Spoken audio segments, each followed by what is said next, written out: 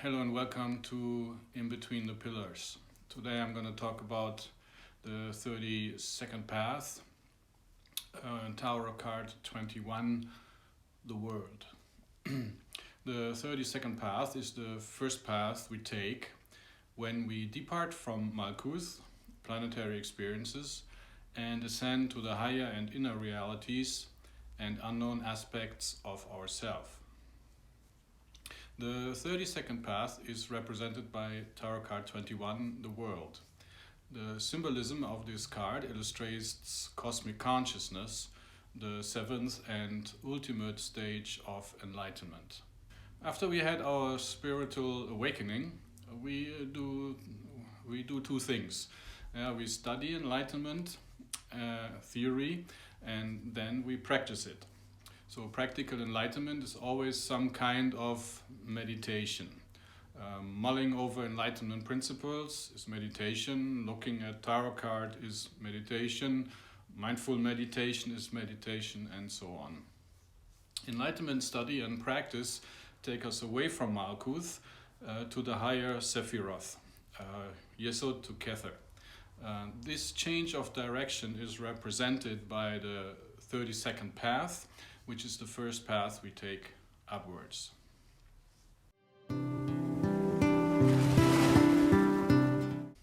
Key 21 represents the first step toward enlightenment, but also the ultimate enlightenment achievement. This is a paradox, and in order to explain this paradox, I need to take a step back.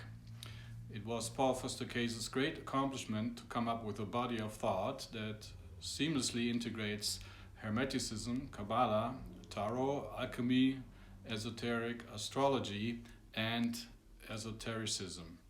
Of course, he could not convey everything in every tarot card and had to choose what to show and what to leave out. In case of the 32nd path, Paul chose to show cosmic consciousness and leave out the rest.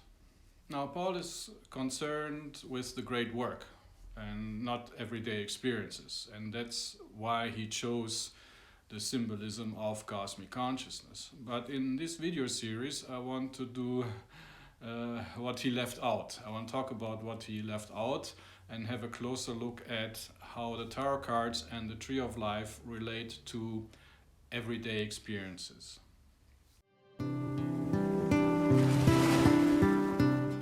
The 32nd path connects Malkuth with Yesod, which is the mind. In the previous video I discussed Malkuth, the external material world, and a sphere of planetary experience. As mentioned, our mind does not have direct access to the external world, only to our brain's representation of experience. We are always a step away from the external world, and whatever we see in our mind is a memory. While we are awake, the brain swarms our mind with sense impressions and emotional responses. This is an immersive experience that creates the illusion that brain awareness is all there is. But actually, the mind has a life on its own. Brain awareness and the mind are two independent types of consciousness. Brain awareness is very restricted. It's limited to three-dimensional sense impressions. And this limitation is not natural for the mind. And the mind has a sense of bondage when it engages into everyday activities. The mind is actually a much freer consciousness. So when we sleep and the senses are cut off, the brain awareness is cut off, and the mind returns to its natural state. And this means that the mind's natural state is more dreamlike. And dreamlike means unfocused and subjective, and we don't have direct access to the meaning of dreams, and we can jump from one dream to another. The limitations of sensual experiences is represented by the astrological association of Tarot card 21, which is Saturn, the great limiter. Saturn is also the god of time, and time is a matter of Malkuth. The mind, Yesod, resides in Yetzirah, which is a four-dimensional realm, and transcends linear time. Saturn also represents adversity and the place where we experience adversity is again Malkuth. Saturn is a co-ruler of Aquarius. Aquarius is represented by Tarot card 17, which stands for meditation. Thus, Saturn is a force active in meditation, or a skill also we need in order to meditate. And it's the means of liberation or salvation from the bondages of planetary experiences. And this represents a paradox as well. Yeah, the key to expansion of consciousness through meditation is actually limitation. The tarot card, the World, shows a dancer. A dancer is a choreographed effort. This symbolizes that we need to make a choreographed effort to succeed in enlightenment and climbing the tree of life. Random psychic hustle and bustle does not suffice in order to walk the path. Enlightenment is a marathon that lasts a few lifetimes.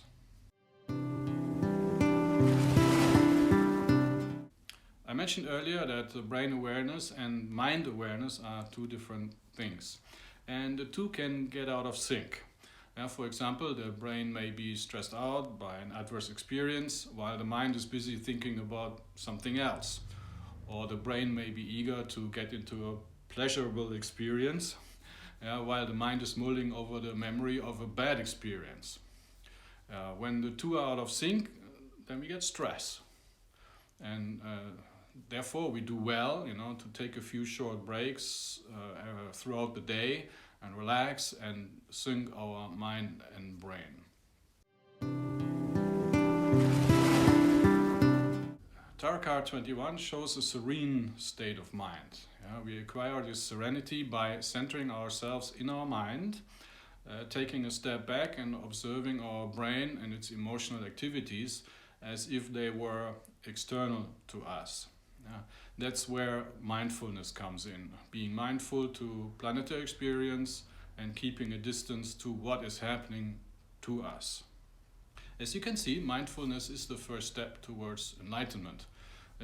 Mindfulness is also the foundation of meditation, or the first type of meditation we learn. But mindfulness is only the beginning.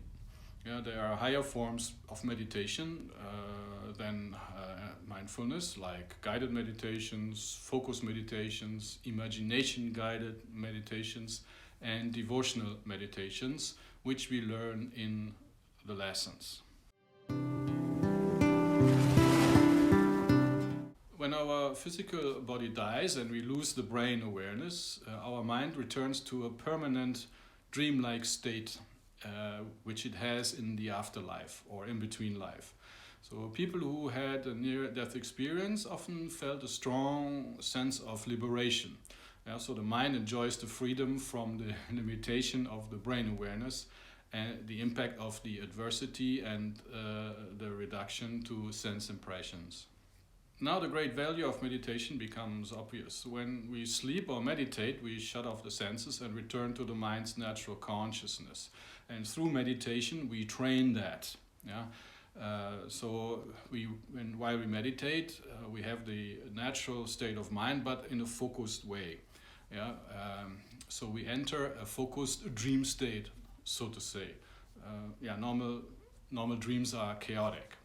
And if we practice meditation during incarnation, the mind will be able to keep a more focused dream consciousness in the afterlife. In between incarnations, our soul and spirit ascends the tree of life all the way together and then descends again, receiving the powers of the inferior and superior spheres.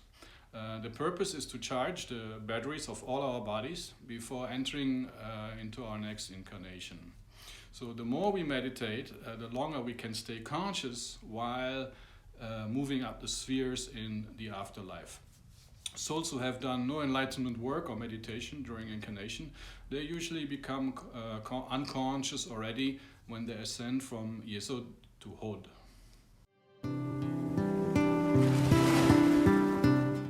The link between the brain and the mind, the 30-second path, is a great mystery.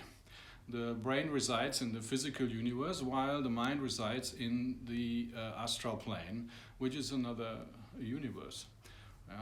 We are not aware that we function in multiple universes. Usually we are only aware of external experiences on one hand and our thoughts, feelings and imaginations on the other hand, which we believe to be inside us or inside the brain. But as our mind evolves, we will be able to see the astral forms of our thoughts, feelings and desires and imaginations, and we realize that they have an existence, a real existence of their own, but in another sphere, realm or a universe. And once we can do that, see the forms of mental objects, we can expand our consciousness into the astral plane that surrounds our personal pool of thoughts and desires. That pool is shown in Tarot card 17, and perceive what's going on in that realm beyond our personal inlet, so to say. True, once in a while we get a taste of the astral universe in our dreams, but we do not understand the meaning of these experiences, and we can't control that. The control and the meaning that's missing, and that we achieve and gain through meditation. The secret link between the mind and the body's nervous system is formed by the 7 inner planets. These 7 inner planets or chakras are communication channels. They are partly physical, partly astral. The number 7 is contained in the number of the tarot card 21, 3 times.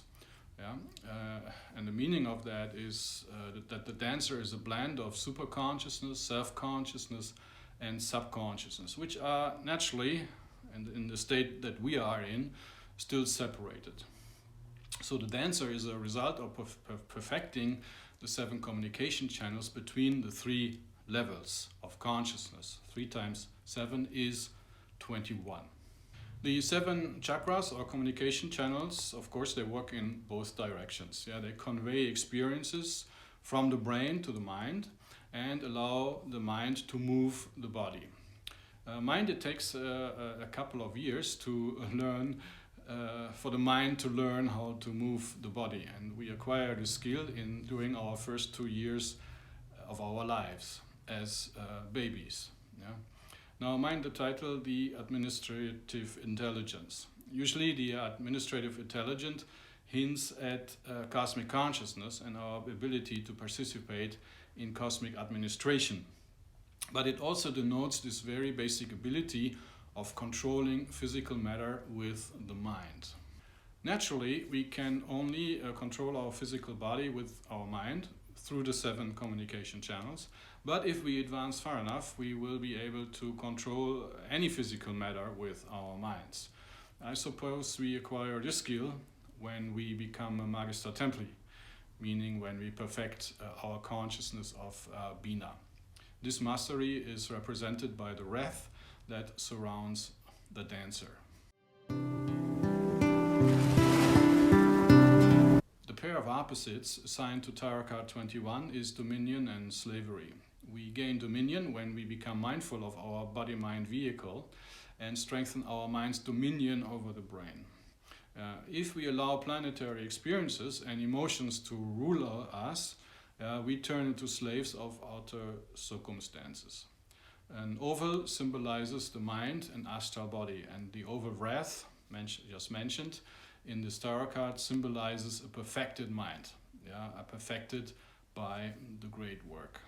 The letter Tav, which means mark or cross, is a symbol of salvation, mostly from death, and therefore also a symbol of eternal life.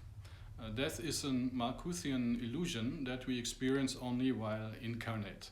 As soon as we are discarnate again, we become conscious of our soul and therefore of our eternal existence. Ascending the 32nd path and becoming aware of our higher self is the beginning of salvation from the illusion of death. Thank you for watching this episode of Between the Pillars. Please help spreading a light with a like and a share. And don't forget to subscribe. Love and light.